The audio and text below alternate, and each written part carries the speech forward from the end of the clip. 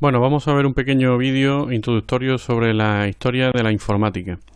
La informática es la ciencia que se ocupa, como dice ahí, del tratamiento automático de la información. ¿De acuerdo? Es la unión de las palabras información y automática.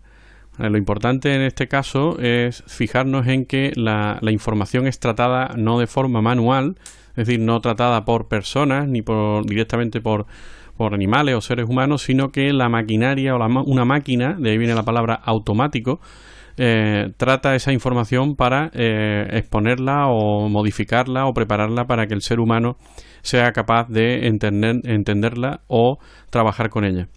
En inglés se conoce como computing o computer science y bueno, pues actualmente ya sabemos que un ordenador es una máquina electrónica que tiene la particularidad de que recibe y procesa, es decir, trata esa información, la puede alterar de alguna manera.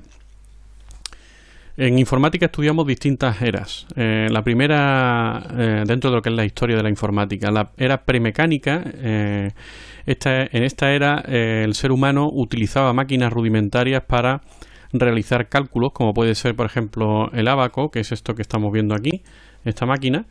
Y la particularidad es que esta maquinaria no era accionada manualmente por el propio ser humano. La palabra cálculo viene pues del latín calculi, que significaba guijarro o piedra pequeña, que es con lo que se construían precisamente los ábacos.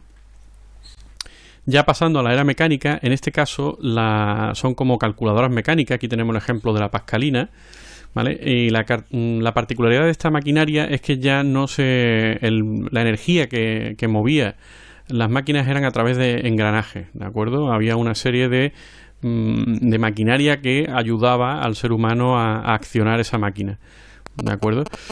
Una de ellas, pues, esta que estamos viendo aquí, que es la pascalina, que es una calculadora inventada por Blaise Pascal, que es un matemático famoso. Estamos hablando ya del siglo XV hasta el XIX, después de Cristo. Entonces ya más recientemente pues nos encontramos dentro de la era también mecánica y que es considerada como la primera computadora por el hecho de que era programable, es decir, que se podía conseguir que hiciera distintas tareas. No era como la pascalina, que hacía una serie de tareas fijas, pero aquí se podían programar, se podían cambiar las tareas que podía hacer la máquina. Es la máquina analítica de Charles Babbage, ¿vale? Esta máquina no se llegó a construir, pero sí se ha construido una máquina previa, que es la máquina diferencial, ¿vale? Esto lo podéis ver en un vídeo de YouTube, lo veis y lo podéis examinar por gusto para ver que esta máquina pues efectivamente podía funcionar. O sea, esta sí funciona, la máquina diferencial, y era probable o posible que la máquina analítica llegara también a funcionar si se hubiera construido, ¿vale? De hecho, la máquina analítica fue programada inicialmente por Ada Lovelace, la condesa de Lovelace, hija del poeta Lord Byron, y de hecho por este motivo se considera que esta mujer fue la primera programadora de la historia, es la primera persona que hizo un programa para una máquina, una calculadora, ¿vale?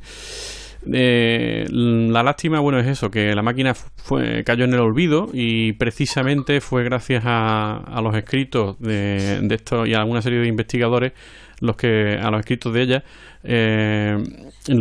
cómo se consiguió rescatar esta máquina del pasado, ¿no? De la historia.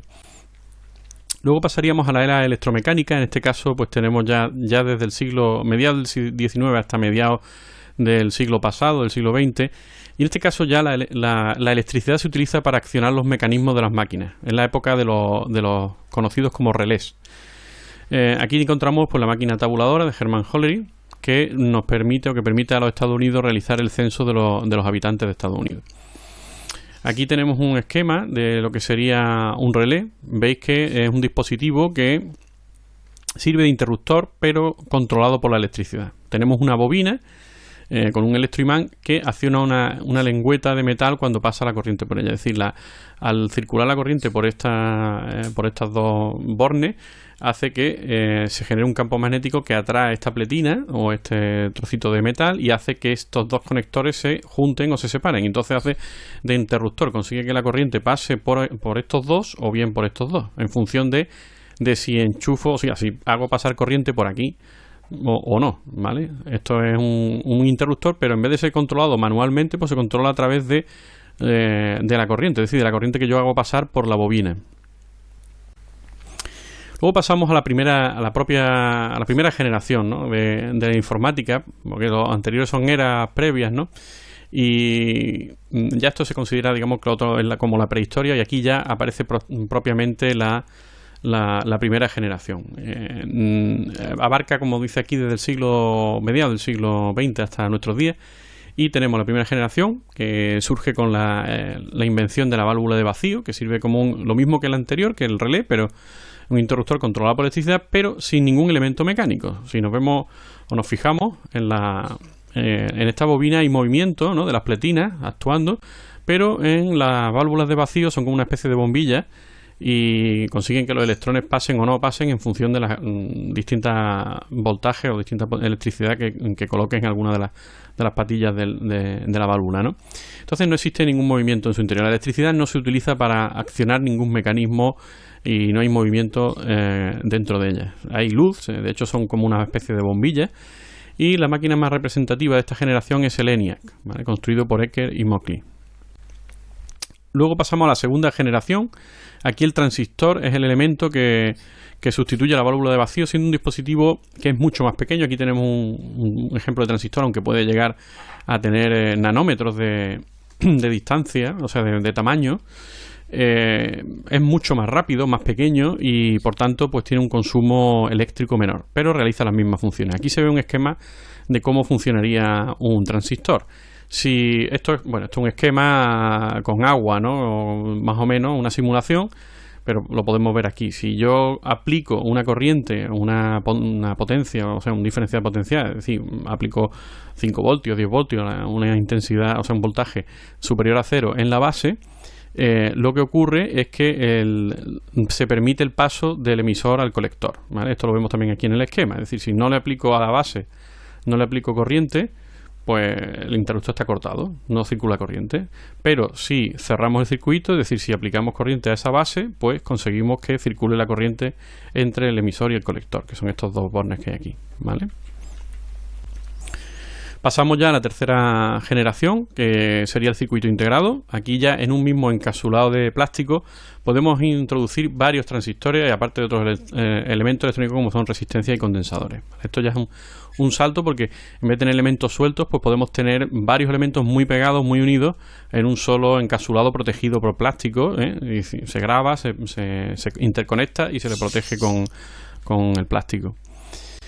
Y por último pasaríamos a la cuarta generación, que a día de hoy es la que tenemos, que es la generación en la que aparece el microprocesador, que es un circuito integrado, pero que integra o incluye todas las funciones que habían en varios circuitos integrados de la época. El primer microprocesador pues se considera que es el Intel 4004. Aquí tenemos algunos de los microprocesadores actuales.